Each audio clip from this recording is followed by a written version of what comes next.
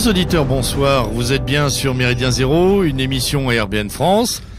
Le lieutenant Sturm à la barre ce soir, assisté de l'excellent Lord Sergueï à la technique. J'ai avec moi dans le studio nos deux grands débatteurs chroniqueurs, désormais célèbres. À ma droite, 80 kilos, 87 combats, 86 victoires, Monsieur PGL. Bonsoir. À ma gauche, on va pas dire son poids. Parce que là, je suis un petit joueur. Hein. Monsieur K, toute catégorie. 138 victoires, 140 combats. Bonsoir. Bonsoir à tous. Bon, comme vous le voyez, l'ambiance est bonne ce soir dans les studios. La raison en est simple, nous fêtons la première émission Méridien Zéro, nouvelle formule, nouveau format, puisque désormais, nous passons à 1h30 d'émission au lieu d'une heure. Retenez bien ceci, vous avez dû le voir dans le flyer de cette fin de semaine. Notre émission se déroule donc maintenant de 23h à 0h30. Cette demi-heure supplémentaire nous sera secourable à plus d'un titre, notamment pour respecter les chroniques de Monsieur PGL, bien malmenées ces dernières semaines, hein, qui se réduisaient pardon, excusez-moi d'en rire, Monsieur PGL. Enfin, comme dirait la gaffe. Voilà, comme dirait la gaffe, parfois à quelques dizaines de secondes, à quelques poignées de secondes. La dernière fois, 3 minutes 57. 3 minutes 57 de chronique, alors qu'on vous en promet en moyenne 10. Vous disposerez donc de 20 minutes ce soir. Muchas gracias. Voilà. Alors, chers auditeurs, à vos tablettes, à vos stylos, parce qu'il y en aura pour tous les goûts, vidéo, livres, audio. Il devrait y avoir de quoi satisfaire l'ensemble de nos auditeurs.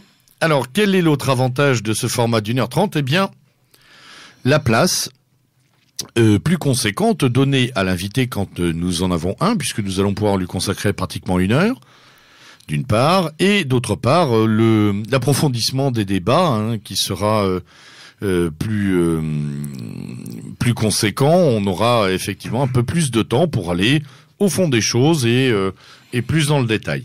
Ce soir, nous allons parler de l'enracinement. Enracinement, alternative sociale, politique, culturelle à la mondialisation. Alors, c'est une libre discussion que nous entamons ce soir. C'est un sujet très vaste.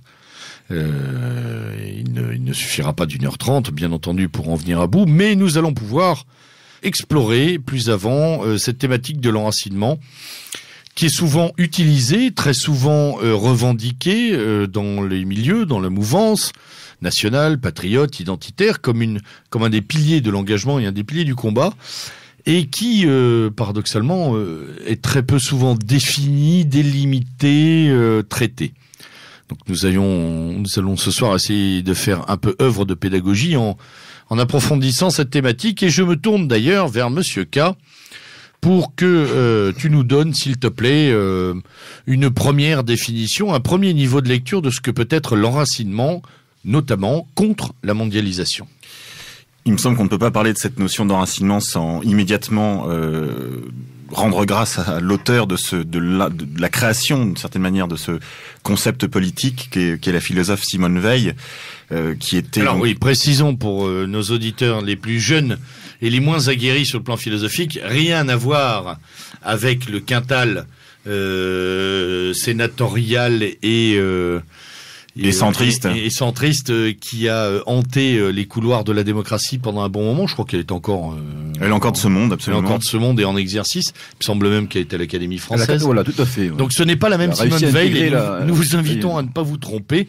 Et W-I-L d'ailleurs, voilà, au lieu de V-E-I-L. Voilà, de vous diriger vers la bonne Simone Veil et d'ailleurs vers un nombre très important de ses écrits les plus intéressants. Je vous ai coupé. Donc Charles. Oui, donc Simone Veil, qui est donc l'auteur de cet ouvrage qui me semble absolument indispensable, en particulier pour les plus jeunes qui ne le connaîtraient pas, L'enracinement de Simone Veil, qui est disponible en poche, en plusieurs éditions, et qui est en fait le résultat d'un travail à la fois philosophique mais politique aussi, puisqu'elle était, disons, une Française libre. Elle avait rejoint les patriotes qui étaient réfugiés à Londres et qui attendaient la libération du territoire national. Et elle a rédigé, dans ce cadre, une constitution pour la France libérée qu'elle souhaitait voir le jour, quoi, une fois la France libérée. Et évidemment, ce travail n'a évidemment jamais été repris par les gaullistes. Mais en revanche, ça a donné lieu donc à ce magnifique ouvrage qui commence par ce très beau chapitre, le droit de l'âme, que d'une certaine manière, elle oppose, en tout cas que moi j'oppose à la tarte à la crème des droits de l'homme.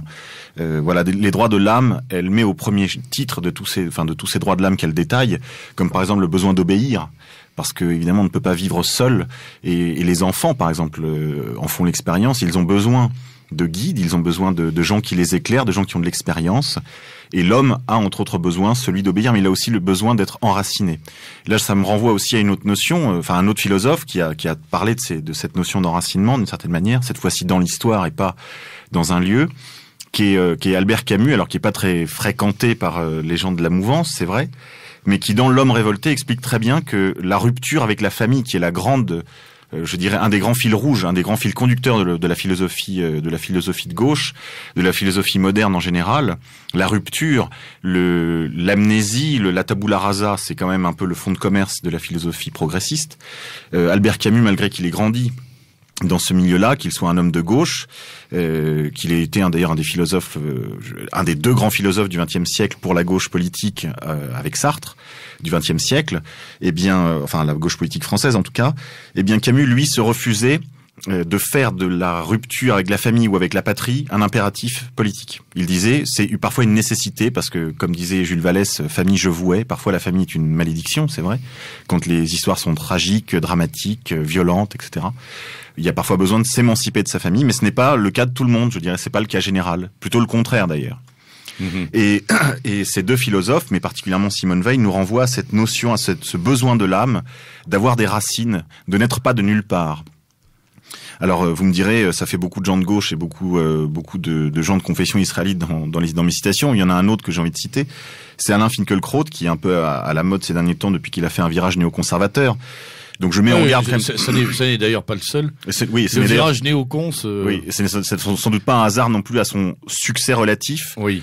Mais en tout cas, il lui arrive de dire des choses intelligentes et régulièrement, et entre autres celle-ci, où il rappelle que l'homme sans qualité, l'homme qui n'a ni patrie, ni famille, ni amis, ni profession, ni âge, rien qui le définisse particulièrement, cet homme avec un grand H, que Joseph de Maistre ne connaissait pas et dont il disait « Je ne connais pas l'homme, je connais les Russes, je connais un Français, des hommes, je connais toujours des hommes en particulier ». Finkielkraut, reprenant un peu cette ligne de ce que Taguieff a appelé les contre-lumières, dit « L'homme sans qualité, sans filiation, c'est l'homme des camps, c'est le réfugié ».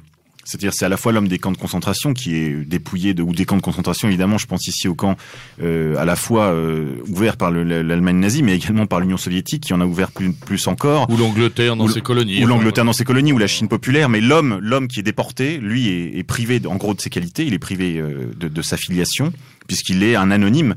Mais je ferai une petite parenthèse sans, évidemment, tout ramener à cela. Je dirais que nous vivons dans un monde de numéros. Et je pense évidemment ici à la merveilleuse série Le Village. Le prisonnier en français, pardon. Patrick McGowan. Voilà, absolument, où il dit « Je ne suis pas un numéro ». Nous vivons dans un monde... Je suis un homme libre. Je suis un homme libre. Nous vivons dans un monde fonctionnel, dans un monde numérique. Et toutes choses étant égales par ailleurs, nous vivons très largement dans un monde où la filiation et les qualités sont niées par le fonctionnement de la société telle qu'elle va. On pourrait rattacher d'ailleurs à cette figure le fameux nomade cher à Jacques Attali, et qui est porté au nu régulièrement dans ses ouvrages et par tous ses épigones. Alors, effectivement, pour étayer ce que vous venez de dire tous les deux, il est vrai que la Vulgate moderniste veut que chaque génération se réinvente. On demande à chaque génération de faire sa petite révolution, de tuer le père, de tuer la mère, mais de tuer la société qui l'a précédée. Et on s'aperçoit en fait qu'à chaque fois on est dans la nouvelle mixture de ce qui s'est fait. On est dans l'incapacité en même temps d'inventer. Alors absolument. D'abord la première chose, c'est qu'un homme de tradition, un homme qui a pour guide la philosophie classique, qu'elle soit antique ou chrétienne, sait qu'il n'y a rien de nouveau sous le soleil. Donc en réalité, on nous demande, et ça on le voit, ça pour donner un exemple à nos auditeurs qui comprennent bien, cette philosophie-là. Elle a évidemment des sources théoriques que sont par exemple le rousseauisme, Jean-Jacques Rousseau, et un des grands philosophes de la désaffiliation. même s'il y a une nostalgie des origines chez lui, là, il faudrait lire ce qu'avait écrit Alain de Benoît là-dessus. Il y a des choses intéressantes, même si je suis pas rousseauiste comme lui. Il y a une désaffiliation très profonde dans l'ensemble de la philosophie moderne, mais il y a également des applications très concrètes. Par exemple, la méthode globale de lecture, d'apprentissage de la lecture part de ce postulat. C'est-à-dire, l'enfant est complet, il a en lui les moyens, il a toutes les ressources.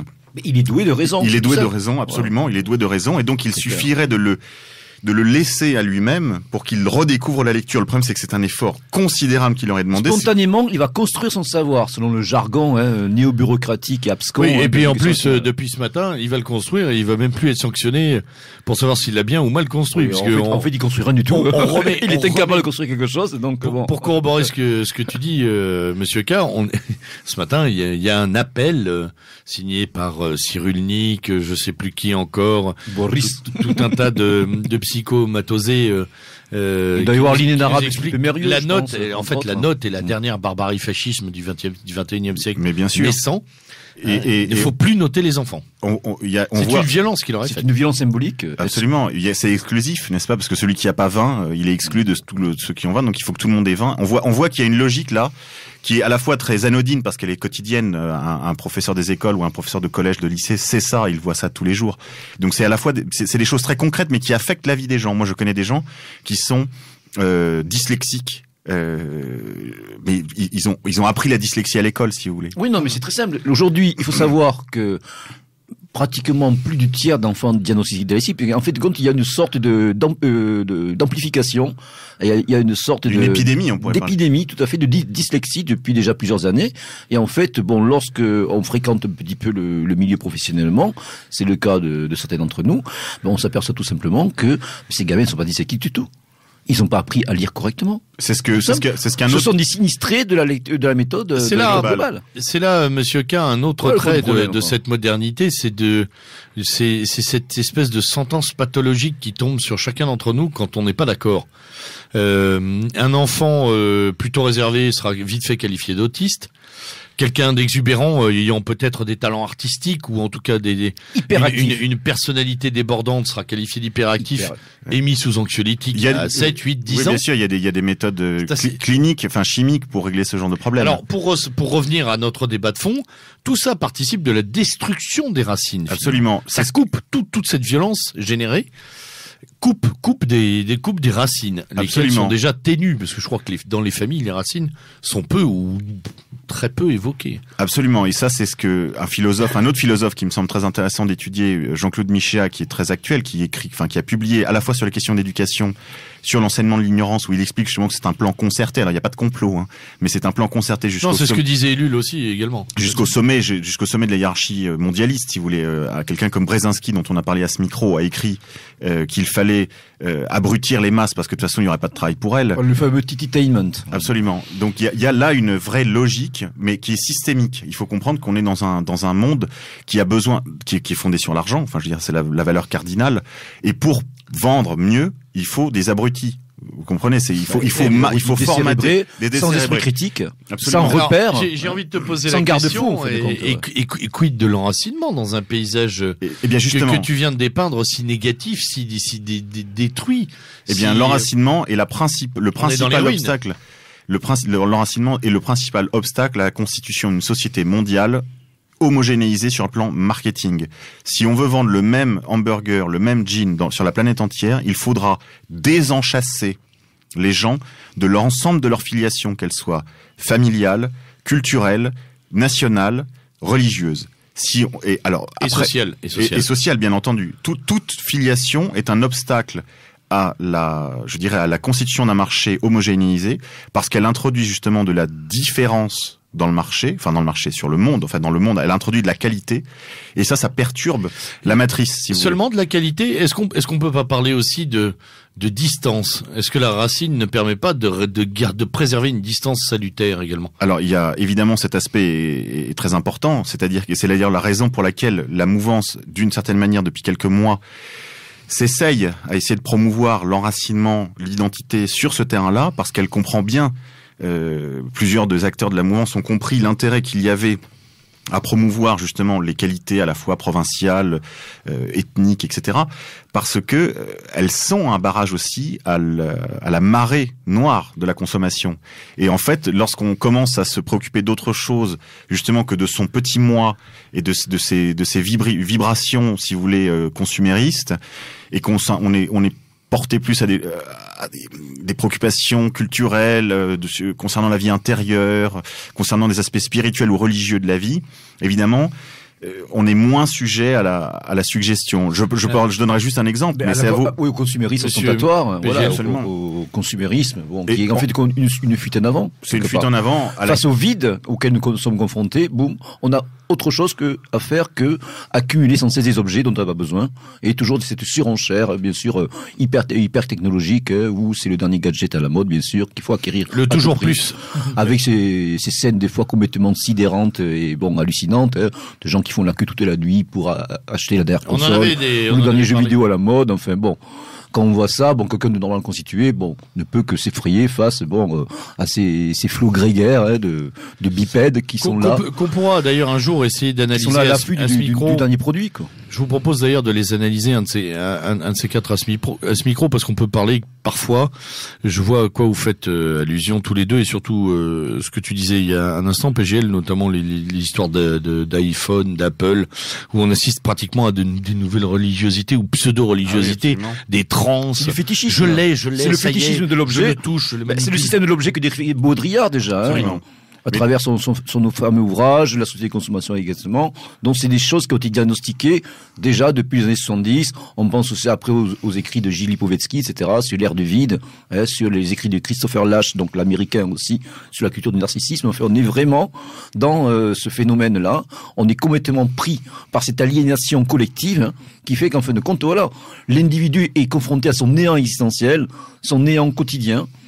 Et face à ce vide-là, voilà, le vide appelle à être rempli. Et rempli par quoi? Parce que, en fin de compte, les marchands vont concocter pour nous et entretenir, en fin de compte, la méga machine, la machine planétaire, qui nous aliène de jour en jour et plus que jamais. Monsieur K, vous avez bien résumé le problème, c'est-à-dire que tout est là.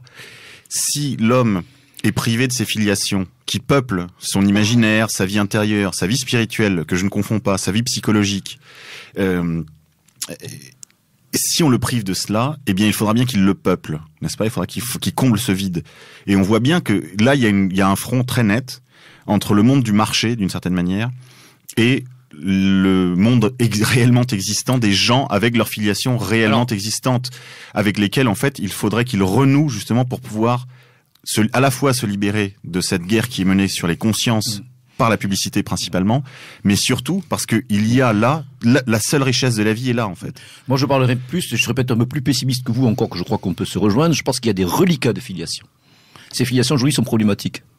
Elles sont à l'état presque fossile, de vestiges presque. On est dans presque le Jurassic Park des repères, des structures intermédiaires qui ont survécu au laminage des lumières, qui s'est accéléré bien sûr avec le processus de la Révolution française et tout ce qui en s'est suivi, le règne de la rationalité effrénée, de l'idéologie marchande, du système des objets.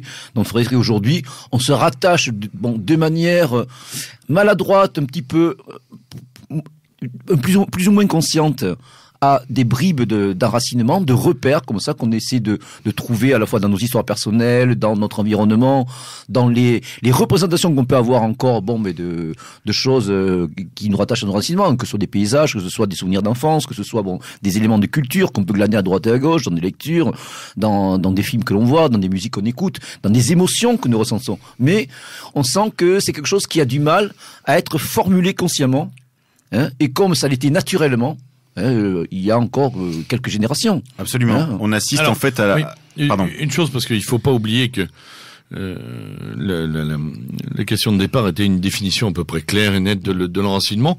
Si vous le voulez bien, on reviendra sur ce patchwork aujourd'hui enfin on peut appeler ça comme ça, collage en fait. Hein. Oui, mais je crois qu'on a dit à peu près l'essentiel sur ce phénomène. Notamment, on pourra revenir sur cette problématique du recours de plus en plus important de beaucoup de Français à la généalogie, notamment cette relance vers le patrimoine, l'enracinement, le terroir, ce recours au terroir, le couple de la période médiévale, les reconstitutions, l'explosion des fêtes médiévales, l'explosion des jeux de rôle semi-réels en costume d'époque, etc. Il y a beaucoup de choses qui participent d'une espèce de tentative désespérée pour retrouver une racine.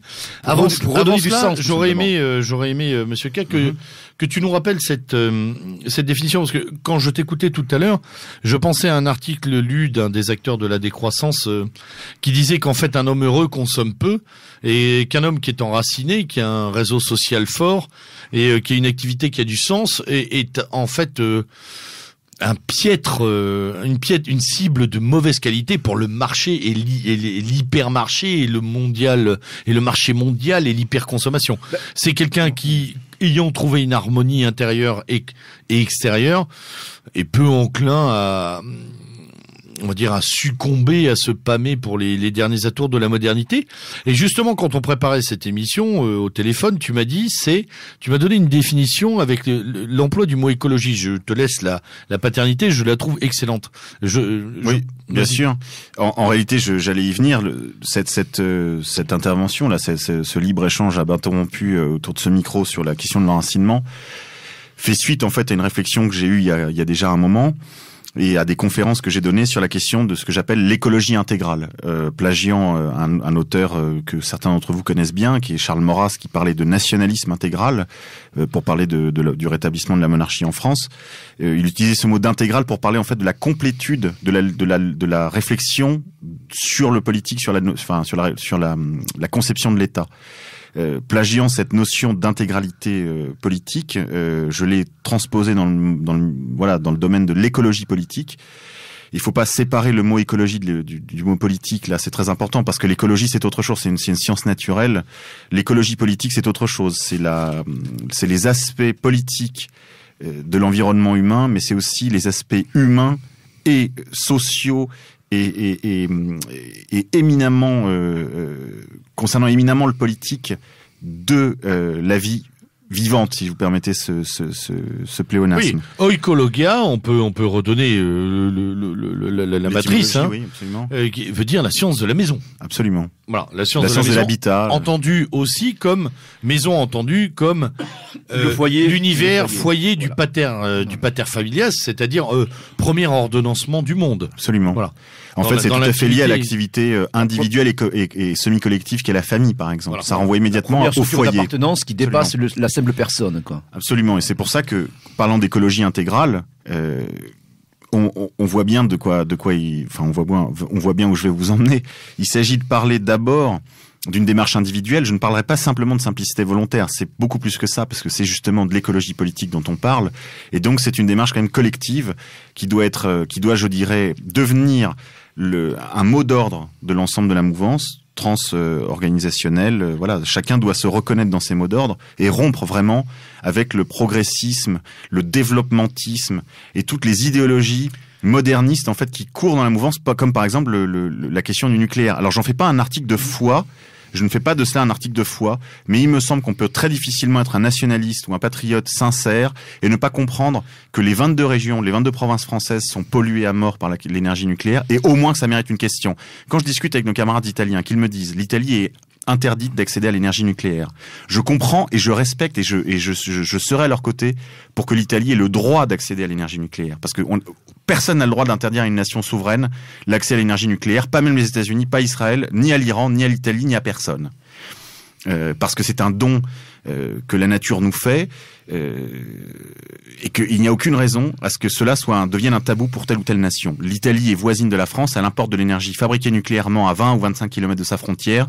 Il n'y a aucune raison qu'on lui interdise aujourd'hui pour des prétextes qui datent déjà d'il y a 60 ans. Maintenant, quand les camarades italiens me disent « je suis pro-nucléaire », etc., je veux bien discuter de ça avec eux, il n'y a aucun problème. Moi, je suis ouvert à la discussion, mais quand même, la question philosophique est posée.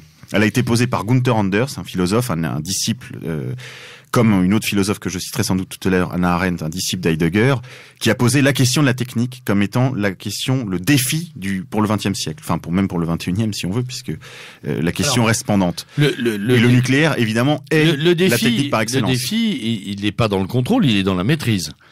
On est bien d'accord que sur cette question, la position est toujours celle de l'harmonie, à savoir le nucléaire, oui, mais un nucléaire sécurisé, mais un nucléaire hautement protégé, mais un nucléaire hautement doté financièrement, de manière à ce qu'il soit, c'est encore une fois, respectueux de son environnement humain, etc., etc., etc.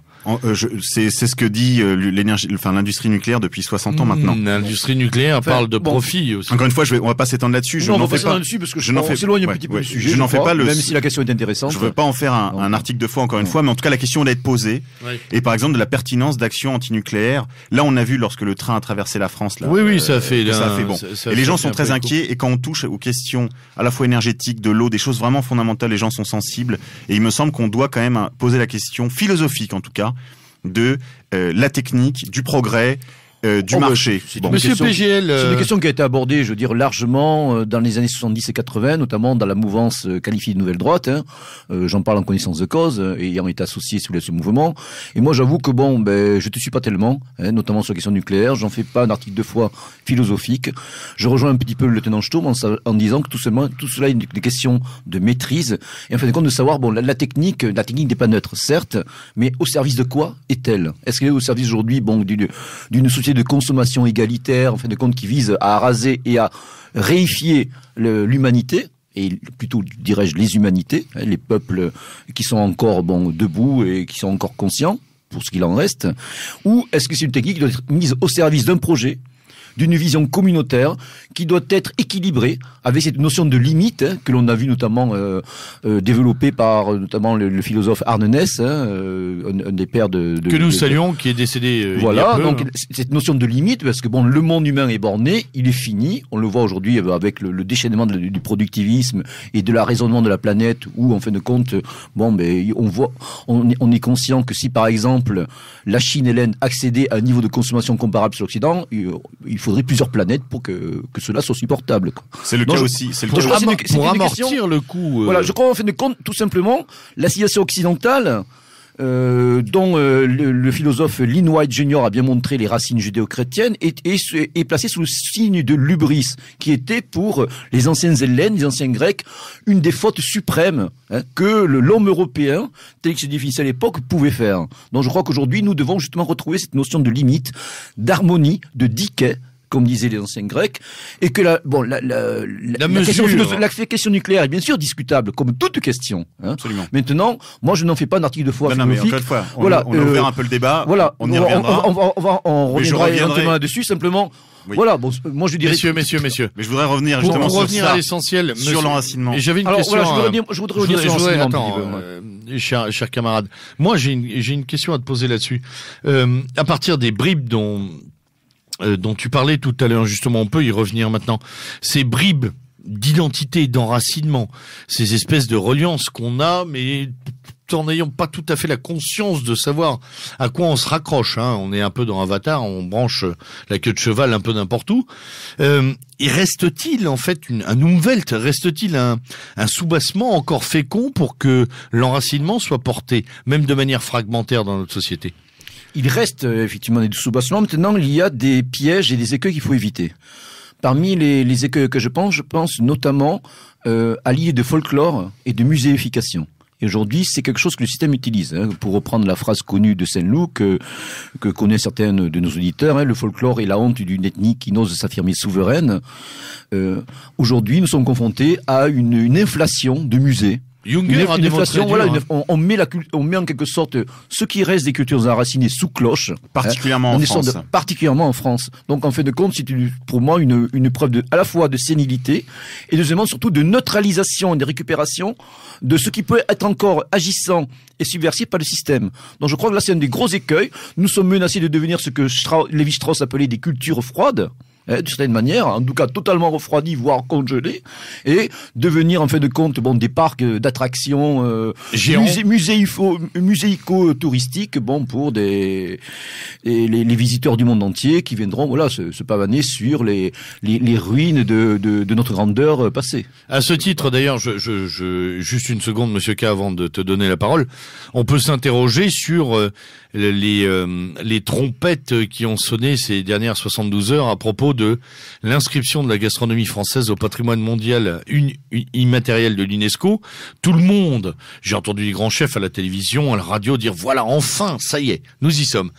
Et moi, j'ai plutôt entendu quelque chose qui est de l'ordre du ça y est, vous êtes derrière la vitrine du musée, c'est terminé. On peut finalement passer à la fast-food connection, à l'hyper bouffe mondialisée. Voilà, vous avez été mis dans le musée, vous avez votre case numéro 28. On a un label. Il y a un label. Les fromages qui puent, les bons crus, rendons grâce à Monsieur Sylvestre et la haute couture. Voilà, c'est les fromages qui puent. Monsieur Sylvestre à Canal+, c'était un grand moment. Monsieur K. Oui. Évidemment, la question de l'enracinement dans une salle de musée est très compliquée puisque les racines poussent très très mal dans le marbre. Donc il faut éviter de muséifier la culture. La culture est vivante ou elle n'est pas, tout simplement. D'ailleurs, une chose que je voudrais développer quand même, pour reprendre aussi cette question équivoque de l'enracinement. On a une pause musicale qui arrive. Tout à fait. Donc je crois qu'il faut aussi être fidèle, pour rester fidèle à la tradition européenne, telle que les ont développées notamment les écrits du Grèce, notamment les années 80, et surtout Dominique Vénère dans son ouvrage fondamental Histoire et tradition des Européens. Il faut rester attaché à une vision dynamique de l'enracinement. Une part de l'essence de l'européanité, c'est des choses que nous pourrons redévelopper dans de futures émissions, de futures émissions de formation. C'est aussi une vision dynamique. Une des essences de l'européanité, c'est la métamorphose, c'est-à-dire que la tradition demeure avec un esprit particulier, mais les formes évoluent. On passe de la colonne grecque aux croisées d'ogives gothiques jusqu'aujourd'hui, une certaine architecture postmoderne qui reprend certains canons esthétiques profondément européens.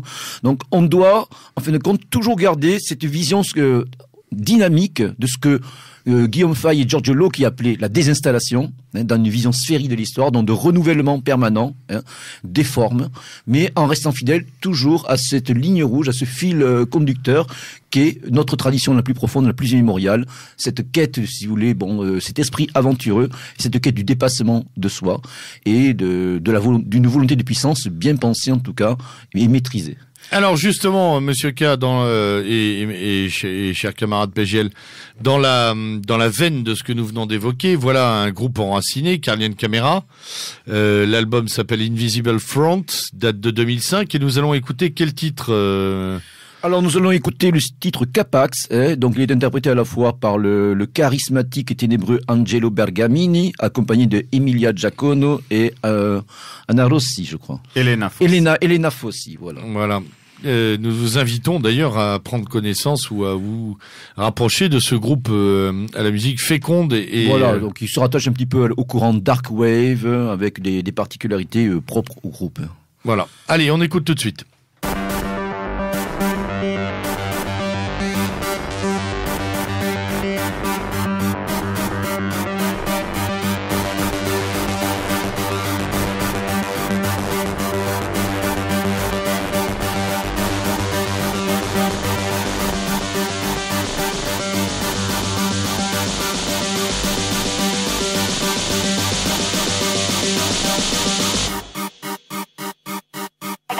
Ignition!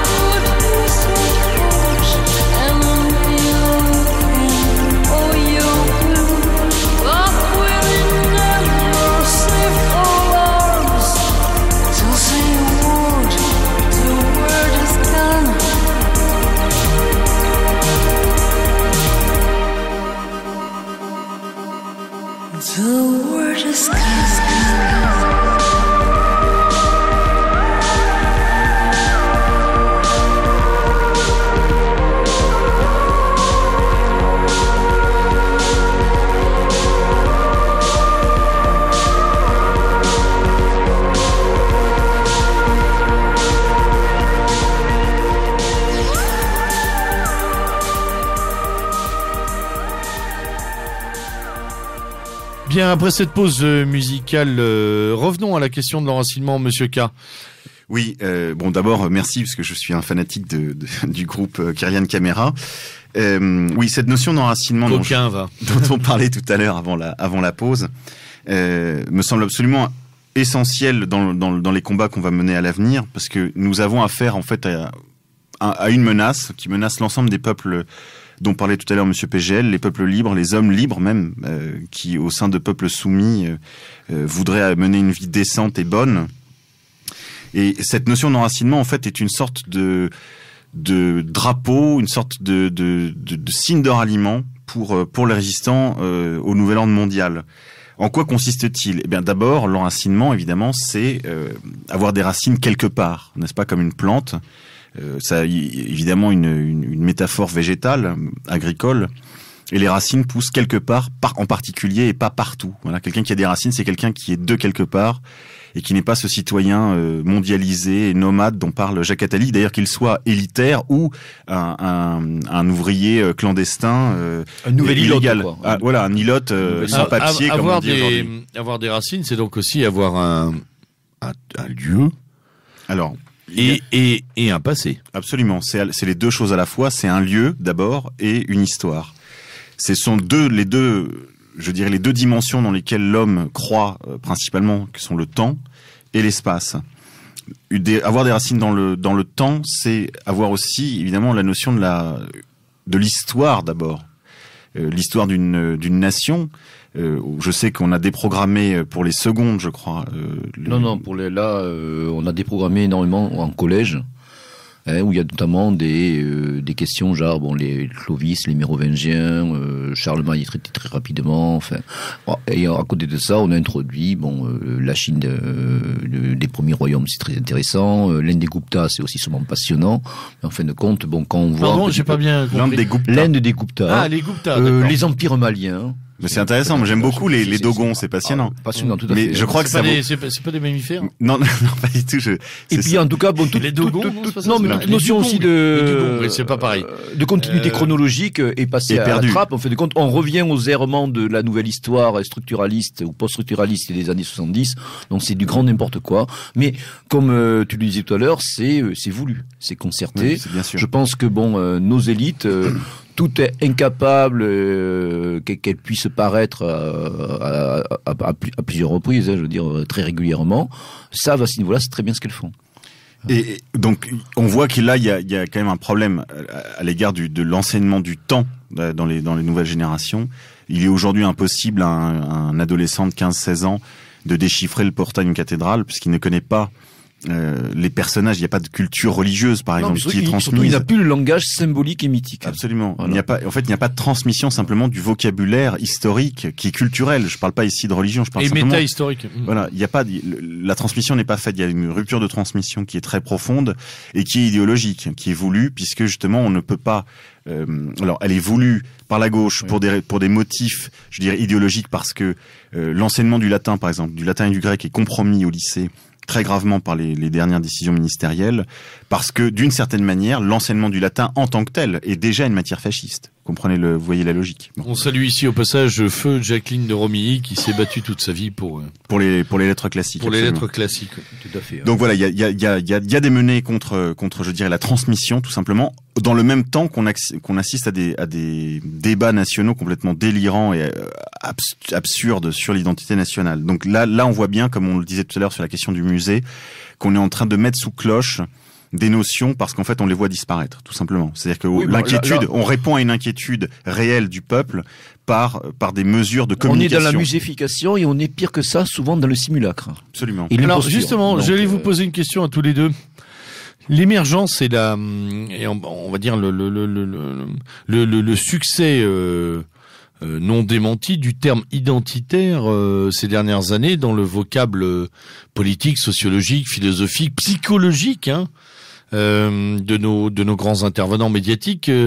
Est-il un signe de bonne santé qui consistera à dire tiens, s'il y a une réémergence, c'est que le problème se repose et que les gens se posent la question et que donc la problématique de l'enracinement remonte à la surface, ou au contraire, n'y a-t-il pas une sorte de manipulation, encore une, Alors, laissons de côté la question de la manipulation, si vous permettez. C'est une question complètement Oui, ouverte. il y a inévitablement manipulation, instrumentalisation. On le voit très bien aujourd'hui avec le pouvoir sarkozyste, et puis même dans une partie de la mouvance, où aussi le terme identitaire sera pris comme une sorte de marque de fabrique par certains, ou alors plus ou moins galvaudé. Bon, nous ne revenons pas sur ces questions-là aujourd'hui. On ne pourrons les aborder. Non, c'est pas le débat. Voilà. Mais... Non, simplement, c'est vrai qu'aujourd'hui on a une inflation, une hyperinflation de ce terme. Et pour moi, c'est carrément le signe d'un véritable problème, c'est-à-dire qu'en fait de compte, cette dimension identitaire qui est celle d'un être naturellement équilibré et constitué ne va plus de soi. Quelqu'un comme Nick Vénère a très bien montré, notamment dans son ouvrage C14, que lorsque les Européens étaient une civilisation encore debout, conquérante, dynamique, cette question ne se posait pas. Ils agissaient, ils étaient européens. Bon, après, sur des modes divers, avec les guerres nationales qui ont ensanglanté le continent dès le XIXe siècle et dont le paroxysme a été révélé par les deux grandes guerres civiles, c'est les guerres de 30 ans du XXe. Mais c'est aujourd'hui, à l'époque de notre déchéance, de notre chute, de notre disparition programmée de la scène historique, si ce processus se poursuit sans aucune réaction, sans aucune prise de conscience, sans aucun sursaut, que cette question identitaire refait surface, parce que voilà. Tu veux dire qu'on ne cherche à poser un nom et à définir les choses que quand on est déjà sorti de l'action, finalement, que quand on est déjà dans la pétrification ou la décadence? Oui, mais c'est que, comme dirait Spengler, si on reprend la vision Spengler, on est en phase terminale de la civilisation. Donc qui a rompu son contact organique, cette sève vitale qui était la culture, qui innervait tous ces aspects extérieurs qui forment une civilisation, ces aspects techniques, ces aspects artistiques, etc., qui sont en quelque sorte l'âge adulte et le commencement, si vous voulez, de la vieillesse d'un peuple, vécu, perçu et considéré comme un organisme vivant, collectif. Donc là, on est à ce stade-là. Effectivement, ça apparaît sur un mode diffus, angoissé, sur un mode paroxystique parfois, convulsif, et qui est loin d'aller de soi et qui produit aussi des fois ces pathologies. Alors évidemment, Monsieur K, justement, même si je suis pas d'accord avec la grille d'analyse de Monsieur PGL, je partage son point de vue sur le fait que de toute façon, il s'agit plutôt d'un symptôme que d'un remède. C'est-à-dire que lorsque les choses cessent d'aller de soi, comme ça a été dit, on commence à les nommer et à s'y raccrocher d'une certaine manière. Le fait identitaire au sens politique, mais même on parle de communistes identitaires au sens où ils sont plutôt sur les fondamentaux du parti communiste, etc. Il y a une certaine fortune de ce mot qui est comme vous l'avez dit tout à l'heure, cher lieutenant Sturm, il a été repris et il connaît sa fortune et sa mode, disons. Moi, j'y vois plutôt un symptôme d'inquiétude, en effet, et on est dans une démarche très postmoderne, et qui, pour moi, est infrapolitique. Moi, je citerai ici Marie-France Garot, elle disait récemment encore, lorsqu'on n'a plus de souveraineté... L'inamovible Marie-France Garot. Alors après, hier sur Courtoisie, l'éternelle Marie-France Garot. Mais je crois que c'est une immortelle. Ah oui, je crois que c'est une immortelle. Elle n'a pas besoin d'aller à l'académie. Elle est à la fois... responsable aussi de ce qui nous arrive, mais en tout cas, elle a de bonnes analyses. Elle dit l'identité, c'est ce qui ne reste, c'est tout ce qui reste quand il n'y a plus de souveraineté. Donc on voit bien là que lorsque Sarkozy se rabat sur le débat sur l'identité nationale, c'est parce qu'en fait, il y a un déclinisme français quand même. Il y a un discours sur le déclin, mais il y a aussi un déclin réel. Il y a un déclin français, il y a un déclin européen, et cette histoire identitaire est à la fois fait partie du problème et fait partie de la solution en un sens. Voilà. Moi, je dirais les choses comme ça. Monsieur, je te rejoins pas totalement. Marie-France Garot a une vision nationalitaire de la France en général, et puis du fait étatique en particulier, et de la conception de l'État-nation à la française, donc une conception constructiviste et abstraite.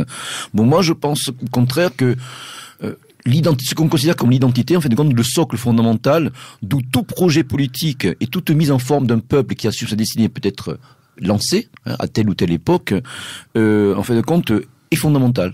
Je veux dire, c'est le socle fondamental. On peut l'appeler identité. Absolument. Après, la question est de savoir sur quel mode il va être décliné par rapport au moment que nous vivons. Et c'est vrai qu'aujourd'hui, ce mode, nous le déclinons sur un mode problématique. PGL, le mode ne dépend-il pas justement de cette plus ou moins grand enracinement dans son expression? cet enracinement, bon, voilà, qu'on peut nommer identité, en tout cas socle identitaire, Parce que ne va plus de soi. Le problème, il est là. Voilà, et surtout, il a subi, à mon sens, des agressions extrêmement importantes, extrêmement destructrices de la part du processus de la modernité qui a été mis en effet depuis déjà plusieurs siècles. Voilà, parce Donc, que non, ma question était celle-là, parce que il semble évident qu'on peut, je me tourne vers toi, Monsieur K, qu'on peut développer aujourd'hui des discours identitaires sans enracinement. Enfin, sans cette conception que tu as définie au début. Je pense là à des gens comme Soral et autres qui font des définitions de l'identité finalement très abstraites, très fluctuantes. Je t'écoute. Alors, selon moi, il y a des différents niveaux d'enracinement. D'abord, il y a une réponse individuelle. Et une réponse individuelle, se réenraciner, c'est épouser le terroir dans lequel on vit. Il y a beaucoup d'entre nous qui ont des filiations compliquées, qui sont de 4 provinces, par exemple, quand ils n'ont pas 2 grands-parents étrangers. Ou de l'urbanité la plus voilà, lointaine. absolument. Mais en tout cas, il s'agit d'épouser un terroir, mais pas dans une démarche postmoderne seulement de choix. Je veux dire, on choisit pas ces choses. L'enracinement, par définition, c'est une chose qu'on subit. Enfin, Non, je veux dire, alors, la justement, filiation, c'est quelque chose qu'on subit. Je te coupe je pense qu'il là-dessus. y a une dialectique entre les deux. Non, mais il y a une tension. Voilà, comme tu dis, Il y a une dans tension. quelqu'un qui est issu de plusieurs origines, provinciales, en tout cas c'est le cas le plus français, effectivement, je pense que pour certains, il y aura un choix à faire. Oui. J'ai un père breton, j'ai une mère auvergnate, et Jean Mabir avait une mère sévénole, hein, ne l'oublions pas. Ouais, Hein. tout à fait. Patrick Pearce avait un père anglais. Ouais. Hein. Imon de Valera, aussi le leader nationaliste irlandais, avait un père espagnol. Ils ont fait des choix. Et d'ailleurs, c'est cette part un petit peu halogène, exogène, qui a en quelque sorte boosté. Hein, ils ont été en quelque sorte plus irlandais que les véritables souvent irlandais de sang, on va dire. Absolument. Donc, sans parler uniquement d'une démarche, je dirais, Donc, élective ou ce serait Avec un la pur acte proportion à volontaire. garder au caractère halogène, alors, on est bien attention. d'accord. Non, mais je veux dire, il y a toujours, pour reprendre aussi ce fameux paradigme de Renan, il y a toujours une part de choix, mais il n'y a pas qu'une part de choix. Voilà. Ce n'est pas uniquement un acte volontaire et qui ressort encore de la pure volonté, mais cet acte volontaire est aussi souché sur des réalités existantes qui se déclinent à la fois sur un mode individuel et sur un mode collectif. Monsieur K.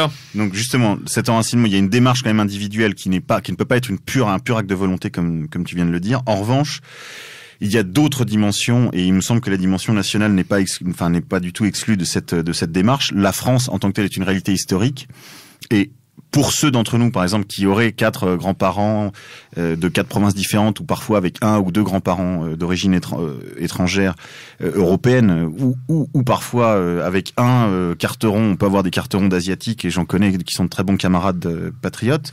Les poussières d'empire. Oui, exactement. Et ben voilà, parce que l'histoire de France a aussi été ça, l'histoire de l'Europe, pas tout entière, mais Et pour une l'histoire partie. d'un empire. Ça a été l'histoire aussi de l'outre-mer, et donc voilà, il y a des gens qui sont nés ici ou là. Et bien, ces gens-là, ils ont pour échelon d'appartenance évident et qui lui n'est pas interrogé et qui n'a pas à l'être, qui est le niveau national. Et puis il y a toutes les logiques, je dirais, après, comment dirais-je, janissaires. Oui, enfin, il y a des gens qui seront, il y aura, moi c'est pas mon souhait, c'est pas ce que je promeus, mais il y aura des gens issus sans doute de souches étrangères extra-européennes et qui devront être nos janissaires et qui seront en restant eux-mêmes. Alors restons dans le doute là, qui devrait. Alors attends, justement, si j'ai choisi de parler de l'enracinement ce soir, c'est parce que tout le monde est appelé à s'enraciner, y compris les étrangers, parce que c'est pas un truc qui clive. C'est chacun doit s'enraciner en lui-même, si tu veux. Il doit chercher. S'enraciner où? Et dans quelle proportion? Et là, on fait intervenir aussi des éléments quantitatifs. Absolument. Alors, des seuils. Il faut absolument. Il y a des seuils particuliers. Exactement. Des seuils exclusifs, évidemment. On n'est plus dans l'enracinement, on est dans le déracinement, on est dans l'acculturation et on est dans le chaos ethnique. Donc absolument. Mais on est déjà dedans, en réalité. On est dedans. Donc, l'enracinement, justement, c'est une réponse, entre guillemets, alors ça appellerait des définitions, mais universelle, au sens où c'est un appel à chacun de creuser des racines. J'entendais par exemple Philippe de Villiers il y a quelques années parler de francisation. Il dit non, je suis pas pour l'intégration, je suis pas pour l'assimilation, non, je suis pour la francisation des immigrés. Eh bien non. Ce n'est pas une solution ni pour eux ni pour nous, au vu des seuils justement. En revanche, s'ils veulent bien se réenraciner, que ce soit dans leur terreau spirituel, dans leur terreau ethnique d'origine, dans leur terreau même parfois départemental. Je pense qu'il y a des gens de la Seine-Saint-Denis aujourd'hui qui est quasiment un Kosovo français. Eh bien, pour moi, quand on parle de la Seine-Saint-Denis aujourd'hui, je ne pense pas à un terroir de France. Ça veut pas dire que je lâcherai le sol qui est sous cette dénomination. Jamais. Roi, hein. Absolument. Mais en revanche, comme les Serbes avaient leurs églises. Absolument. Donc, mais en revanche, je peux comprendre que eux aussi, face à la modernité tardive, aient des besoins d'identité et d'enracinement. Et justement, c'est une réponse qui à la fois... Mais doivent-ils nous concerner Non, pas du tout. On a bien assez de nos problèmes. Absolument. Mais je me refuse à cliver Ils peuvent prendre l'avion pour aller débattre de leurs problèmes identitaires chez eux. Absolument. Mais c'est de ça dont on parle et c'est ça. Et en fait, depuis que tu parles, on est aussi dans la question sous-jacente du territoire. Voilà. Absolument. Et de tout ce que ça implique. On va y arriver d'ailleurs. On y vient. Parlons-en maintenant. Allons-y. Tout à l'heure, PGL a parlé de la question de la limite. La question de la limite, c'est aussi la question de la frontière et donc évidemment la question du territoire. Parce que, comme disait là, Régis Debray citait récemment... c'est amusant, il faisait les louanges de la frontière. Il vient de faire un petit bouquin qui s'appelle Louanges de la frontière, qui est très sympathique. Bon, encore une fois, ce sont des gens, si je les cite, c'est pas parce que ce sont mes lectures du soir, mais parce que il me semble important de pouvoir aussi créer un terrain, je dirais, de dialogue avec l'ensemble de nos compatriotes qui, eux, ont la télé et écoutent la télévision et la radio, ce que je ne fais pas. Et voilà, essayer d'être en contact plutôt qu'en rupture avec cette société. Parce qu'il faut aussi être, je dirais, des francs-tireurs et donc utiliser toutes les munitions. Voilà, donc j'y viens. Voilà, je parle un travail de métapolitique de Régis Debray. Classique. Absolument. Régis Debray, donc, qui est pas exactement un hooligan ukrainien, disait, éloge de la frontière. Pourquoi pas? Non, c'est rien. Pourquoi pas? À 3 générations, on ne sait pas. Eh bien, il parle de cette notion du territoire. Et je pense que justement, il disait avec beaucoup de raison d'ailleurs, que à la fois sur le plan esthétique, affectif, etc., le passage qu'on passe la ligne, hein, on est sur Méridien Zéro, le passage de la ligne, c'est quelque chose qui quand même suscite une certaine émotion. Il y a une certaine humilité aussi à être de quelque part et de n'être pas partout chez soi. On n'est pas partout chez soi. Moi, je ne me sens pas partout chez moi. Mais voilà. Et donc, il faut expliquer que être de quelque part, il faut réexpliquer à nos compatriotes et à nos contemporains surtout, c'est ça le problème. C'est pas tellement les compatriotes, c'est le contemporain, c'est-à-dire les gens qui vivent de l'énergie de ce temps, qui vivent sur le battement de l'époque, que justement être de partout, c'est être de nulle part. Et c'est n'être rien du tout. Et donc ramener les choses à une certaine dimension humaine. Je crois que ce sera un réflexe qui sera un des moins durs à refaire naître et à reconscientiser, parce qu'aujourd'hui beaucoup de gens le perçoivent. Alors justement, on parlait du recours à la généalogie, de la floraison des fêtes médiévales. Là pour nous, du retour, tous ces phénomènes sont pour nous un levier formidable. Nous devons plus que jamais être des éveilleurs à l'avant-garde et justement donner du sens là-dessus. Faire passer un discours cohérent, construit. Et c'est vrai, quand on réfléchit, on fait de compte. Pour peu, le système, on fait de compte, pour peu, cher PGL, de son enracinement. Oui, mais, cher PGL, pour peu que le système, dans tous ces artefacts, n'y mette pas son grain de sel. J'ai entendu une grosse polémique, sur, les langues bretonnes, qui fut suivie, par une série d'articles, puisque j'étais en déplacement dans ma famille, dans une partie de ma famille réside dans le sud, sur les limites entre l'apprentissage du provençal, de l'occitan. Mais attention, c'est un occitan reconstitué par les académies de Languedoc-Roussillon, etc. Là aussi, il y a une problématique identitaire forte, c'est-à-dire que au moment de se tourner vers ses racines, on voit que celles-ci ont parfois été tailladées par la modernité également. C'est ce que tu soulignais tout à l'heure. À toutes les époques, notamment au niveau linguistique, il y a eu des évolutions qui ont pu paraître plus ou moins artificielles à l'époque, mais dans ce qui compte, c'est l'élan qui est donné et ce qu'il y a dessous. Ouais. Effectivement, si tu prends le cas de l'Occitan très rapidement, il y a eu dans les années 70 une tentation de créer un Occitan normalisé sur un mode micro-jacobin. Donc, absolument, c'est un micronationalisme. Voilà, c'est un micronationalisme. Bon, là, effectivement, je pense que, nous devrions être assez mûrs pour essayer de dépasser ces écueils. Ces écueils existent, hein. Lorsqu'on voit, par exemple, des responsables d'un mouvement nationaliste breton qui disent, qui s'opposent violemment à toute forme d'immigration, y compris, et qui mettent sur le même plan des immigrés extra-européens et des immigrés venus du bassin parisien, c'est pour le moins excessif, pour pas dire plus. Donc là, effectivement, on fait le jeu. C'est ça? Idiot? Mais on peut le dire. Voilà. On fait le jeu des paléonationalistes ou des statuts souverainistes qui, justement, vitupèrent contre les enracinements locaux et régionaux et disant que ça contribue à affaiblir la nation et à fragmenter le territoire. Moi, je pense que c'est un argument qui peut se retrouver. Mais enfin, on va pas trop développer là-dessus parce que ce n'est pas le but de ce soir de l'émission. Moi, seulement une chose, attendez, si je peux terminer, sur laquelle je voudrais vraiment insister, c'est que je crois qu'une démarche d'enracinement, d'abord, c'est un socle fondamental d'où émerge ensuite de suite une volonté, qu'elle soit individuelle ou collective.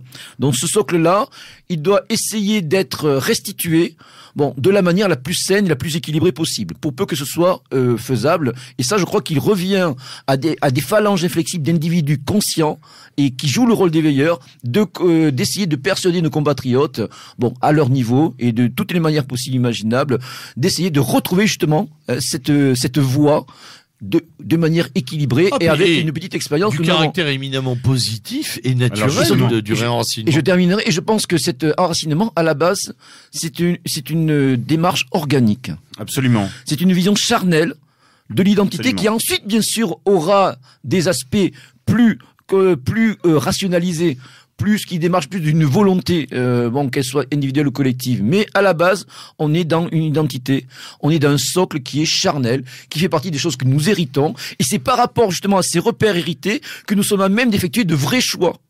Absolument. Des choix en toute conscience et en toute connaissance de cause. Absolument, justement, c'est cet aspect organique et me semble-t-il central, il faut le rappeler. On a encore une fois dit que c'était une métaphore végétale et justement la politique doit fonctionner sur un mode vivant et pas sur un mode minéral comme c'est le cas dans la démocratie. À l'image du règne du vivant. Oui, nous sommes des émergences du règne du vivant. Mais c'est le cas, l'organique s'oppose toujours au système en plus. Et au mécanique, c'est les visions mécanicistes issues des Lumières. Absolument, justement, il s'agit d'une solution qui n'est pas postmoderne au sens où elle ferait le jeu du kaléidoscope world music, world politics du mondialisme de troisième génération, si vous voulez.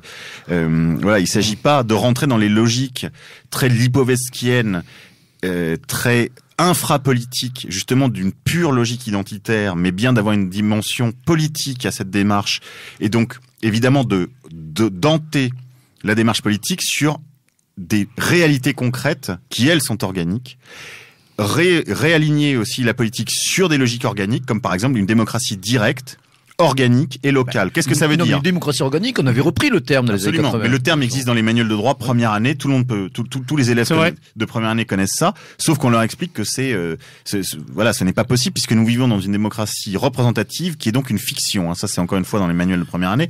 Donc, une démocratie organique, c'est une démocratie qui fonctionne à petite échelle. Comme le disait d'ailleurs Jean-Jacques Rousseau, la souveraineté ne se délègue pas.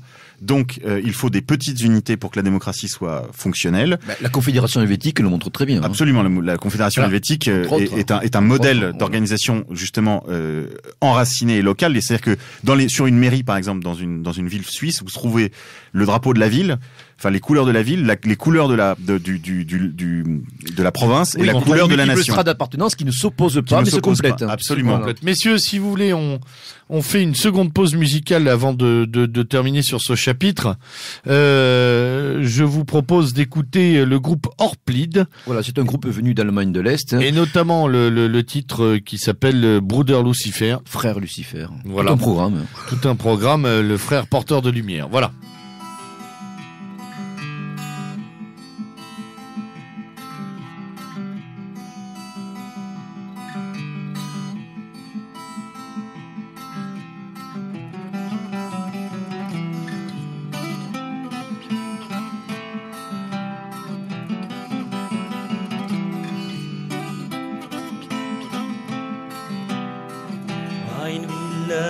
Geboren in längst vergessener Nacht, dem Lichte abgeschworen, die Tugend neu entfacht. Dafür straft ihn die Schöpfung mit stärkstem Bann und Fluch, deckt seiner Prachten Festung mit kargem Erdentuch.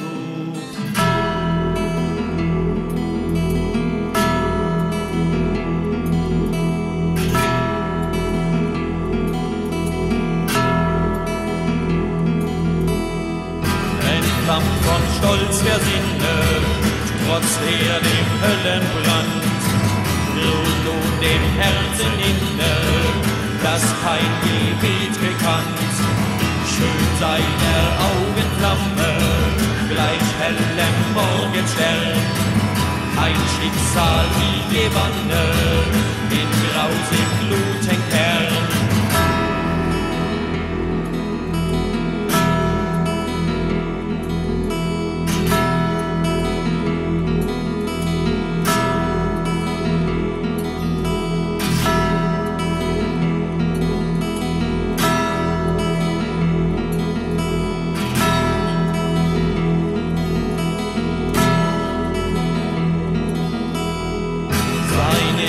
Schattenkrone. Gut und fürchterlich, dem stolzen Knecht zum Lohne, zeigt er sich brüderlich. So ist er stiller Bruder und leuchtend Weggefährt. Es stirbt ein jeder Hader, vom Augenlicht verzerrt.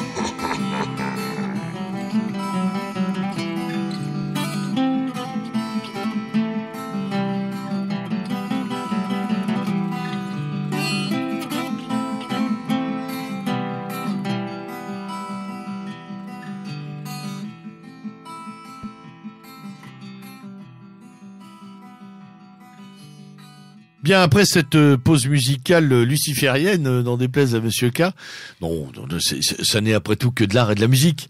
Retournons à l'enracinement et aux principaux caractères que vous voulez développer sur ce point. Oui, ce que je voulais quand même dire à nos auditeurs que sur la question de l'enracinement, il y a plusieurs notions qui y sont intimement liées, comme par exemple, on a entendu un Premier ministre de la France parler de patriotisme économique. De patriotisme économique, oui. Il me semble que c'est une notion absolument fondamentale. Aujourd'hui, on voit le travail détruit, on en a déjà parlé à ce micro, principalement par la modernisation, c'est-à-dire la réorganisation des processus de production dans les entreprises françaises, qui est responsable d'à peu près 80% de la destruction du travail en France. Mais il y a aussi la question de la délocalisation, évidemment.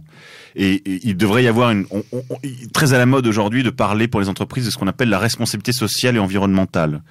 Il me semble, moi, qu'il y a une responsabilité fondamentale de l'entreprise, qui est la responsabilité à l'égard des gens qu'elle emploie. Une entreprise s'implante dans un bassin d'emploi. Elle y vient souvent parce que les gens y ont des qualités particulières, des qualités de tempérament, de ponctualité, du goût du travail bien fait. Une expertise également. Une expertise, voilà. Chacun sait que si l'impératrice Catherine de Russie a fait venir des Allemands pour les implanter tout le long de la Volga en Russie, c'est parce qu'ils avaient des qualités particulières, des qualités ethniques, j'ai envie de dire des qualités culturelles qu'ils portent. C'est vrai que les villages allemands étaient en rien comparables aux villages russes, ou villages ukrainiens ou autres. Et pourquoi ? Vous voyez la différence de pourquoi ? Parce qu'ils sont porteurs de qualités propres. Bien sûr. Et qu'on sait qu'il y a certains bassins d'emploi. Le génie d'un peuple. Le génie, voilà. Il y a un génie populaire. Et qui les imprime sa marque sur un paysage. Absolument. Et on sait que les entreprises Michelin, par exemple, a joué cette carte. Alors je sais pas s'il la joue encore, mais en tout cas il l'a joué jadis. Et je crois que les entreprises françaises ont une responsabilité à l'égard des bassins d'emploi dans lesquels elles s'implantent, et qu'elles ont une responsabilité évidemment environnementale. Ça partie liée avec l'environnement. Avec la question donc de l'enracinement, parce que l'enracinement c'est aussi des paysages.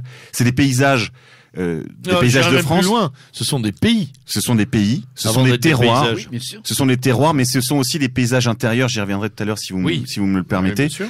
Mais voilà, il y a cette question du patriotisme économique au niveau national, bien entendu, mais au niveau local, au niveau provincial, évidemment.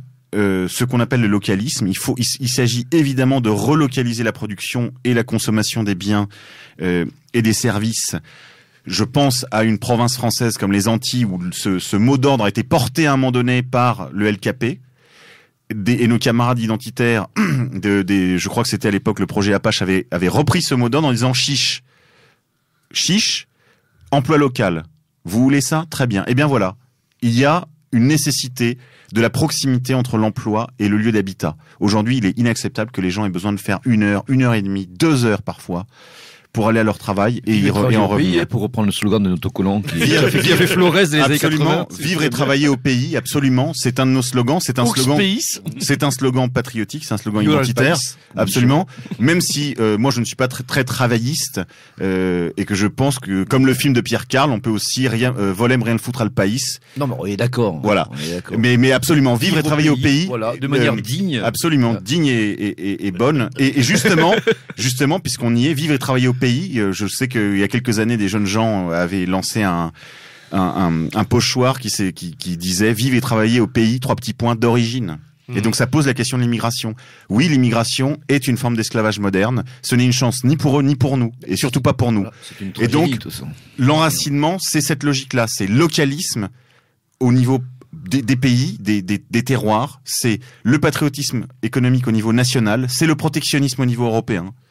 Voilà, c'est cette logique-là, c'est une logique, je dirais, en poupée russe. C'est la logique d'un grand espace autocentré. Absolument. On prend les thèses de Friedrich List, notamment. Absolument. Donc, autocentrage d'un grand espace qui partage une civilisation en héritage commun, et à l'intérieur de cet espace, une certaine libre circulation des biens, des personnes et des capitaux, est rééquilibrée, bien sûr, par justement ces impératifs de localisation de la production. Vous parlez. Je prends l'exemple de l'Italie, par exemple. L'Italie, lorsque vous allez dans une grande surface italienne, enfin c'est pas du tout le modèle français, donc vous en ferez sans doute une image un peu déformée.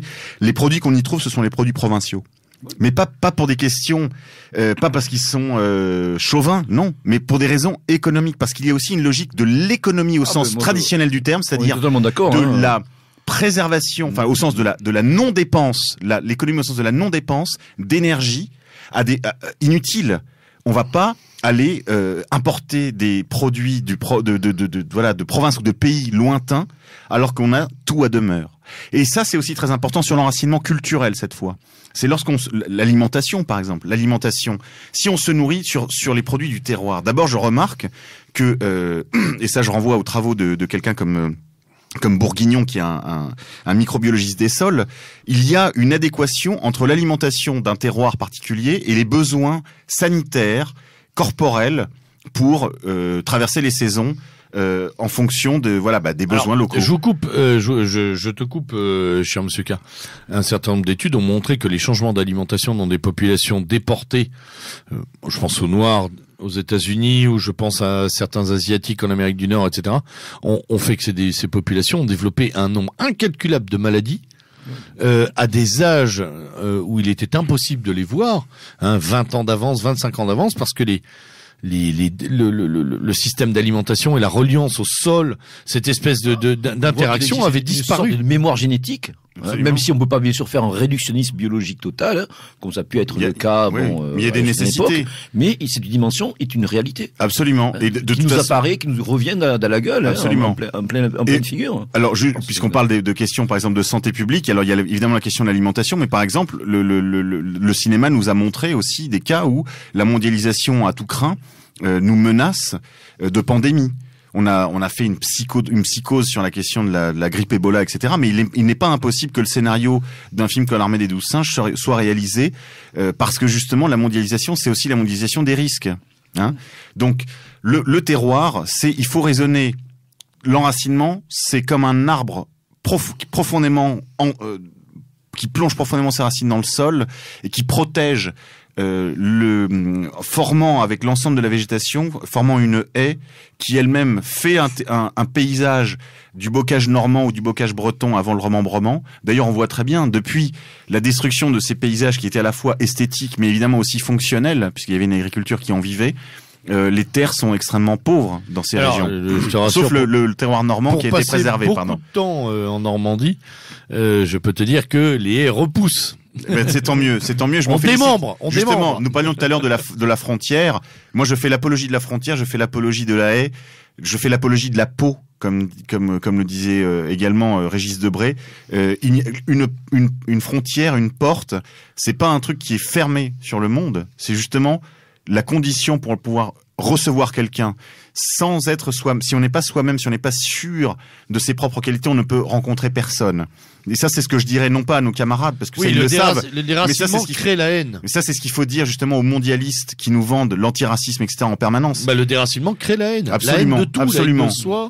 Et comme le disait Guillaume Faye, les sociétés multiraciales sont aussi des sociétés multiracistes. Et je ne connais pas de société multiraciale qui ne le soit pas, et je ne connais pas de racisme sans cette promiscuité qui nous est imposée de force. Voilà. Alors juste une dernière chose dont je voulais parler, c'est l'enracinement, je dirais cette fois-ci plus intérieur et plus spirituel.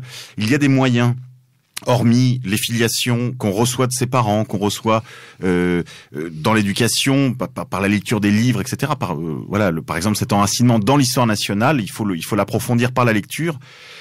Mais il y a aussi un enracinement, je dirais, plus spirituel et qui a partie liée évidemment avec cette écologie intégrale dont je vous parlais tout à l'heure, et j'en ai vraiment pour 2 minutes, il faut replonger des racines. Tolkien disait « les racines profondes ne gèlent pas ». Et c'est très vrai sur tous les plans de l'enracinement, qu'ils soient ethniques et charnels, qu'ils soient politiques, qu'ils soient économiques aussi. On parlait tout à l'heure de démarche justement de relocaliser l'économie, mais il peut aussi être spirituel. Et ces racines spirituelles, j'ai envie de dire, ce sont les plus importantes de toutes. Parce que sans elles, alors le reste sera assez fragile. D'ailleurs, je rappelle juste à nos camarades qui nous écoutent que ce sont les racines des plantes qui retiennent la terre. C'est ce que les Allemands appellent l'Urgrund, c'est-à-dire le fondement originel d'où tout émerge. Et si ce fondement originel est altéré, aucune renaissance n'est possible. Aucune renaissance. C'est pour ça qu'il ne faut pas faire un réductionnisme par rapport à ce fondement originel, qu'il soit ethnico-racial ou spirituel, mais c'est quand même une dimension incontournable de notre renouveau, de notre renaissance. C'est une dimension qui conditionne le tout. Bien sûr, il est évident que la Corse ou la Bretagne ne seront plus la Corse ou la Bretagne si il n'y a pas une majorité décisive de Bretons et de Corses, de mères et de pères. Ça devrait aller de soi. De la même manière, la c'est France, loin d'être le cas. De la même manière, la France ne sera plus la France si elle devait avoir une transformation profonde de son germaine. Maintenant, ça n'empêche pas qu'il y a toujours place pour l'exception. Mais l'exception, justement, c'est pas la règle. Et aujourd'hui, le système nous impose le métissage comme un modèle normatif, absolument. Et juste pour revenir sur cette histoire sur cette préoccupation que j'ai de l'enracinement spirituel, quelles que soient les options spirituelles des uns ou des autres, il me semble que c'est là que réside véritablement le noyau atomique de notre combat. Il faut avoir une vie spirituelle riche, qui passe par des lectures, qui passe par une certaine déconnexion à l'égard du monde spectaculaire, que ce soit les écrans de manière générale, la télévision, l'internet aussi. C'est pas parce qu'on est actif derrière un écran que on est moins sujet au spectacle. Et il me semble qu'on doit veiller aussi à une certaine écologie intérieure, une certaine enracinement spirituel, en ayant une activité spirituelle, une vie intérieure, par la lecture, par la prière, par la méditation, et enfin se tenir loin des spectacles de la laideur, de la vulgarité, que peuvent être la publicité, la pornographie et tout ce que le système nous impose pour faire de nous des citoyens modèles. Merci Monsieur K. On enchaîne directement avec la chronique culturelle de Monsieur PGL.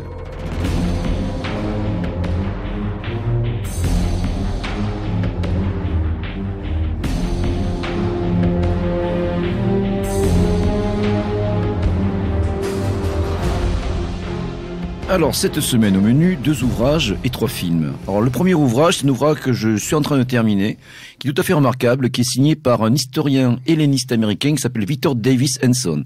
Alors, c'est une personnalité assez controversée, hein.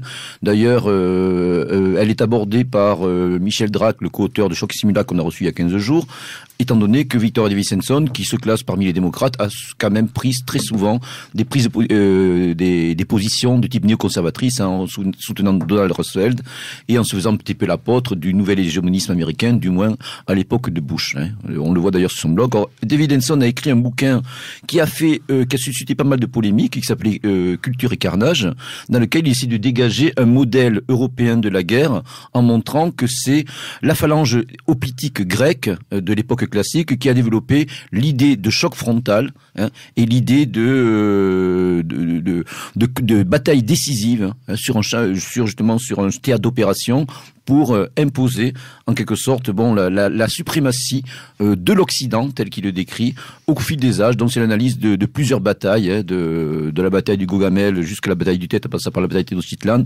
pour essayer de définir cette thèse qu'il appelle le militarisme civique, en montrant les qualités justement liées au développement de la démocratie, du rationalisme, etc. Bon, c'est une thèse qui est très intéressante, son écriture est captivante.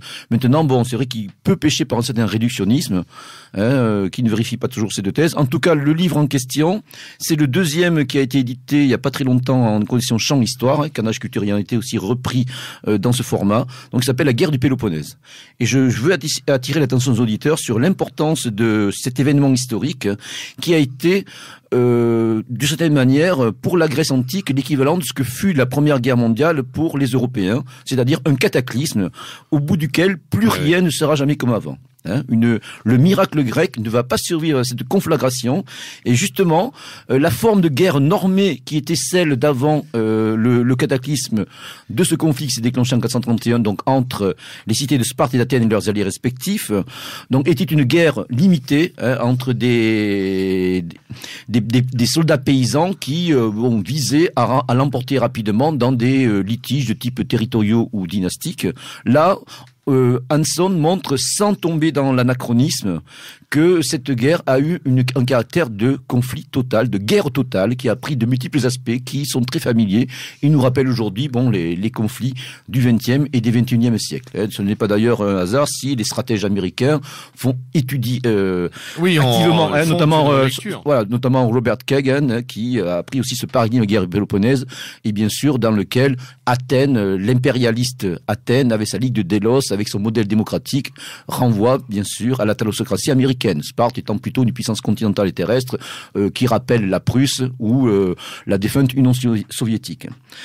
Donc un ouvrage qui est à mettre en toutes les mains, qui est vraiment très bien écrit, qui prend une approche de type thématique, qui s'inspire bien sûr de Thucydide, du maître ouvrage de Thucydide, et c'est surtout très bien écrit et captivant. Donc Victor Davis Hanson, La guerre du Péloponnèse, et je vous dis, on mettra de côté les options politiques de l'auteur, qui ne transparaissent pas trop d'ailleurs dans ce volume. Comme d'habitude, on retrouve toutes vos occurrences dans vos chroniques qui sont sur le blog meridianzero.wefort.com. Exactement, je mettrai les références bibliographiques. Que tout le monde sera sereine, on trouve ça en ligne. Alors, dès lundi. Voilà, deuxième ouvrage, c'est un ouvrage écrit par un revenant pour les auditeurs les plus anciens de la mouvance. C'est un ouvrage de Philippe Bayet, qui s'intitule, qui est un petit peu mal intitulé, mais on va le revoir, on va en reparler, pour la contre-révolution blanche, portrait fidèle et lecture sans entrave. Alors, pour les auditeurs qui ne connaissent pas, il faut dire que Philippe Bayet est un très vieux militant de la mouvance radicale, qui a fait ses classes à défense de l'Occident, où il avait déjà écrit à l'époque un article en 2 parties sur Julius Evola, et justement, à cette époque-là, il va être un des meilleurs traducteurs et exégète de l'œuvre de Julius Evola, en étant notamment la cheville ouvrière d'une revue qui a marqué son époque, la fin des années 70, la revue Totalité pour la Révolution européenne, donc la revue du traditionnalisme révolutionnaire, qui a été aussi initiée par Georges Gondinet, qui est aujourd'hui un des éditeurs de Pardès, qui a sorti beaucoup d'ouvrages très intéressants. Donc Philippe Bayet, plus tard, a collaboré aux publications de la Nouvelle Droite, Éléments, Nouvelle École, ainsi qu'au Choc du Mois, Première Mouture. Et d'ailleurs, à l'époque, l'analyste extérieur Pierre-André Taguieff le qualifiait, disait qu'il était un représentant de la sensibilité traditionnaliste. Il avait essayé de calquer sur la réalité de la Nouvelle Droite, plusieurs sensibilités et tendances qui étaient, Pierre Vial étant le folkiste de service, ou Guillaume Fay, le postmoderne, l'archéofuturiste, dirions-nous aujourd'hui. Donc Philippe Bayet a sorti ce recueil de plusieurs de ses articles, qui sont extrêmement intéressants, parce que Philippe Bayet se rattache à une démarche qu'il qualifie d'acribie, c'est-à-dire en fait de compte une sorte d'érudition, mais scrupuleuse, avec des sources nombreuses, vérifiées.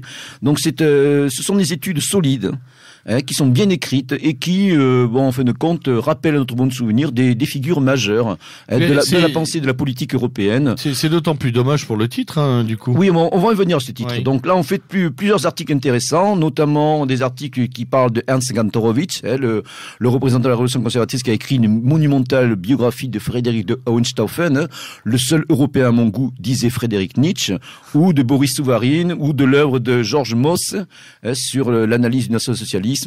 Donc on a des articles repris du Choc ou des revues Catholica et la nef qui sont très très intéressants.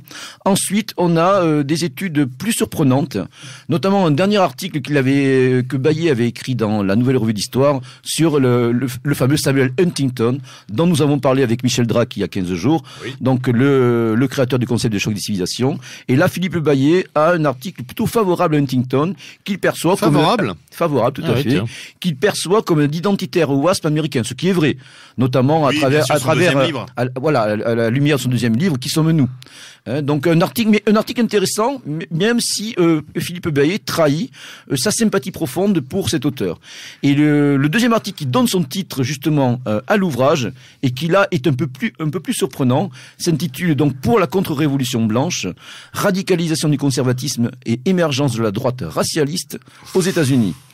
Alors là, il fait quoi? Il fait allégeance à la droite racialiste américaine? C'est-à-dire que l'article est intéressant. C'est un très long article inédit, qui est très intéressant dans la mesure où il donne une photographie des néo-milieux racialistes. Quand je dis milieux racialistes, c'est pas les milieux folkloriques caricaturaux du genre Ku Klux Klan, Aryan Nation, voilà, etc. Pas du tout. C'est les milieux intellectuels qui sont souvent des revues de qualité. Donc ça va de Pat Buchanan ou mensuel American Renaissance dirigé par Joy Taylor. American, etc. Voilà. American, c'est bien, oui. Ou aux écrits de Kevin MacDonald, donc ou de Griffin. Donc en fait, c'est un article qui, sur le plan factuel, est très intéressant. Ça nous donne une carte un petit peu et une photographie de cette mouvance américaine que l'on connaît assez mal. Maintenant, il est vrai qu'on constate à la fin de cet article que Baillet, en fin de compte, ne cache pas sa fascination pour ce milieu-là. Il y a en fin de compte et il va falloir qu'on l'invite pour débattre de ça. Mais pourquoi pas, si il était disposé à venir débattre avec nous, pourquoi pas, ça serait de bonne idée. En tout cas, voilà, on voit qu'en fin de compte, Philippe Baillet est passé de la tradition évolienne, dont je rappelle, je dis qu'il fut un des meilleurs traducteurs d'Évola en France, notamment les ouvrages Révolte contre le monde moderne et métaphysique du sexe, oui. Donc, on voit qu'il est passé justement à des positions racialistes qui visent à défendre une race blanche, des peuples blancs qui sont menacés de disparition sur le plan planétaire. Bon, c'est un constat qui n'est pas totalement faux sur le plan purement démographique. Maintenant, voilà, on voit quand même un basculement à plus de 180%. Pour un évolien, se focaliser sur la race du corps. Monsieur PGS, si vous permettez, j'ai envie de dire adieu Baillet, quoi. Non, en tout cas, donc non, je dirais. On va pas le tuer avant de lui avoir questionné. Non, ceci dit, c'est vrai qu'il est quand même représentatif des évolutions surprenantes et des recompositions que l'on peut voir au sein de la mouvance. Surtout que Philippe Baillet n'est pas n'importe qui. C'est quand même une pointure intellectuelle. Qui a parfois la dent assez dure et acerbe. On voit pas mal d'amertume contre des membres de la mouvance qu'il a connu, qu'on ne nommera pas. Mais l'ouvrage, voilà, moi l'ouvrage me laisse partager, mais il y a quand même un commentaire assez intéressant. Alors, au niveau des films, je voudrais signaler un film qui est sorti il y a pas longtemps et qui est un petit peu un phénomène culturel et métapolitique en Italie du Nord. C'est le film Barbarossa. Sous-titré stupidement. Alors, ne nous trompons pas sur Barbarossa. Ça ne se situe pas en Russie. Ce n'est pas non plus le corsaire au service des Turcs ottomans. Alors, laissez-moi deviner, il s'agit d'un prince européen en Sicile, peut-être? Pas du tout, pas en Sicile. Mais il s'agit d'un prince européen, en fait, d'un empereur germanique, Frédéric Ier Hohenstaufen, surnommé ainsi, donc, qui est interprété dans le film de Renzo Martinelli par Rutger Hauer, qui fut le répliquant inoubliable du film Blade Runner de Ridley Scott. Alors, ce film est présenté comme le Braveheart italien et est considéré comme tel par les militants de la Lega Nord italienne. Et d'ailleurs, je questionnais Maurizio Borghesio il y a quelques jours là-dessus, la semaine dernière pour être précis, et il m'a confirmé cette impression. Il a porté ce film très haut. Donc en fait, c'est un film qui évoque la bataille de Legnano en 1176, au cours de laquelle les communes lombardes ont défait l'armée de Frédéric Ier Hohenstaufen. Et en fait, là, on voit carrément qu'il y a une analogie très claire qui est faite entre ces cités lombardes qui sont un peu mythes fondateurs historiques de la Ligue et Frédéric Barbarousse qui est un petit peu hâtivement assimilé à l'État italien centralisateur. Alors, Oh, c'est amusant. Est-ce que le cinéma trouve son compte là-dedans? Bon, c'est un film qui a reçu énormément de moyens. La reconstitution est somptueuse, notamment les armures, les paysages, ça a été tourné sur place. Maintenant, bon, le film n'a rien du souffle épique de Braveheart. La musique est plate, ça tombe totalement à l'eau. Les batailles sont bancales. Il y a que Rutger Hauer qui tire son épingle du jeu.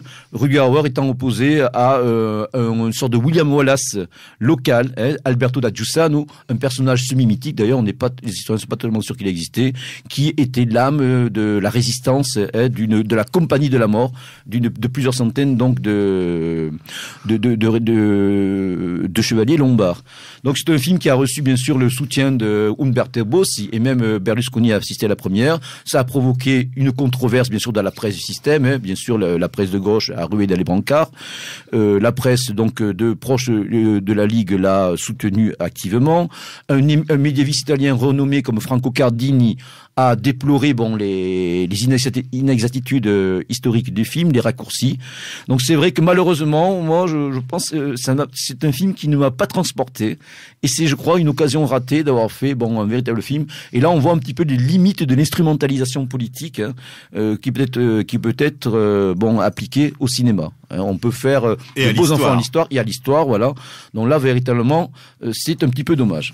Deuxième film, parce qu'on a l'enracinement. Et je terminerai avec celui-là. C'est un film qui a reçu la Palme d'Or du Festival de Cannes en 1970. C'est aussi un film italien du cinéaste lombard Ermanno Olmi. On reste toujours en Lombardie, décidément.